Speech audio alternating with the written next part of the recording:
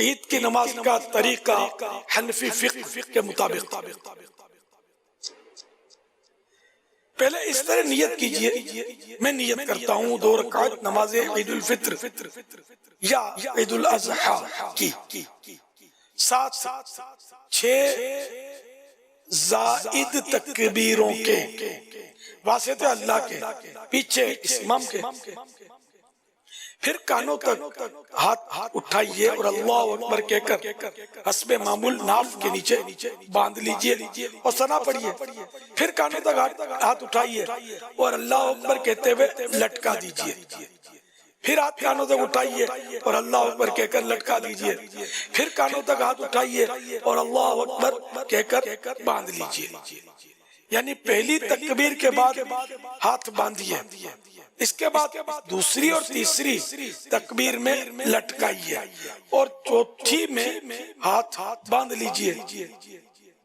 اس کو یوں یاد رکھیے کہ جہاں قیام میں یعنی کھڑے تکبیر کے بعد کچھ پڑھنا ہے وہاں ہاتھ باندھنے ہیں، اور جہاں نہیں پڑھنا وہاں ہاتھ لٹکانے ہیں۔ پھر امام تعوذ اور تسمیہ یعنی اعوذ اور بسم اللہ آہستہ پڑھ کر الحمد شریف اور سورہ جہر یعنی بلند آواز کے ساتھ پڑھے، پھر رکوع کرے، پھر دوسری رکعت میں پہلے الحمد شریف اور سورہ جہر کے ساتھ یعنی بلند آواز کے ساتھ پڑھے، پھر 3 بار کان تک ہاتھ اٹھا کر اللہ اکبر کہے۔ امام اللہ اکبر کہے گا تو سب مقتدی بھی کانوں یہ 3 بار کان تک ہاتھ اٹھائیں اور اللہ اکبر کہیں اور ہاتھ نہ باندھیں، اور چوتھی بار بغیر ہاتھ اٹھائے اللہ اکبر کہتے ہوئے رکوع میں جائیں اور قاعدے کے مطابق نماز مکمل کرنے۔ ہر 2 تکبیروں کے درمیان 3 بار سبحان اللہ کہنے کی مقدار چپ کھڑا رہنا ہے۔ حضرت سیدنا برائدہ رضی اللہ عنہ سے مروی ہے، حضور انور صلی اللہ علیہ وآلہ وسلم نے ارشاد فرمایا، اے حضور صلی اللہ تعالی علیہ وآلہ وسلم عید الفطر کے دن، جو رمضان شریف کے بعد آتی ہے وہ عید الفطر کہلاتی ہے، عید الفطر کے دن کچھ کھا کر نماز کے لیے تشریف لے جاتے تھے، اور عید اضحیٰ یعنی بقرعید کے روز نہیں کھاتے جب تک نماز سے فارغ نہ ہو جاتے۔ اور بخاری کی روایت حضرت سیدنا انس رضی اللہ عنہ سے ہے کہ عید الفطر کے دن تشریف نہ لے جاتے جب تک چند کھجوریں نہ کھا لیتے، اور وہ طاق ہوتی یعنی 3 5 7 اس طرح طاق، شاید اوڈ اوڈ ہوتی۔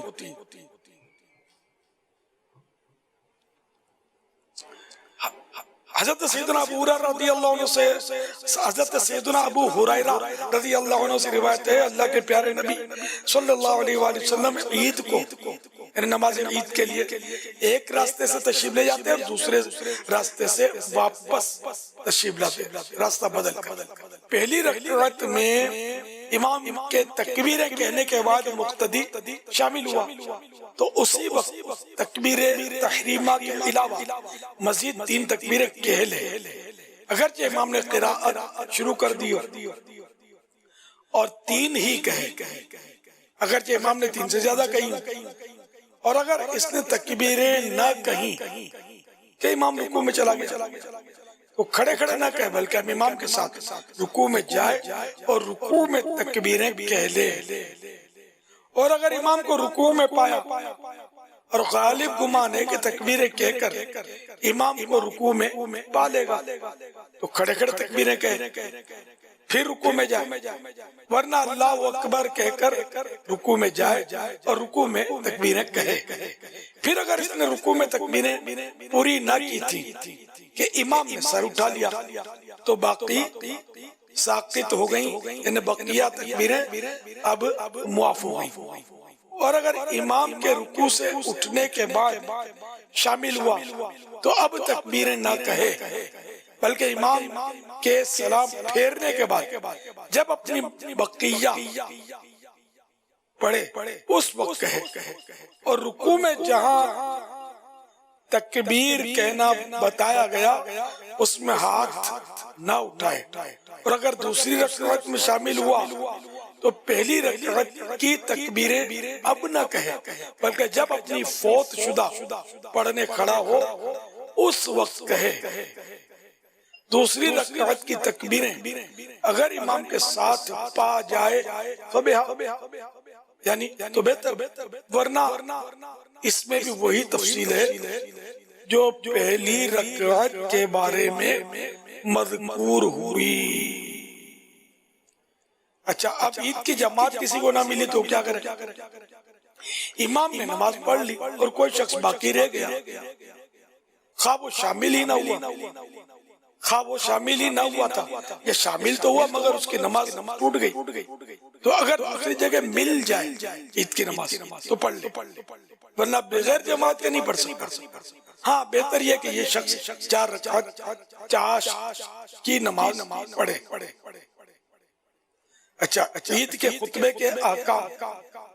نماز کے بعد امام 2 خطبے پڑھے، اور خطبہ جمعہ میں جو چیزیں سنت ہیں اس میں بھی سنت ہیں، اور جو وہاں مکروہ یہاں بھی مکروہ۔ صرف 2 باتوں میں فرق ہے۔ ایک یہ کہ جمعہ کے پہلے خطبے سے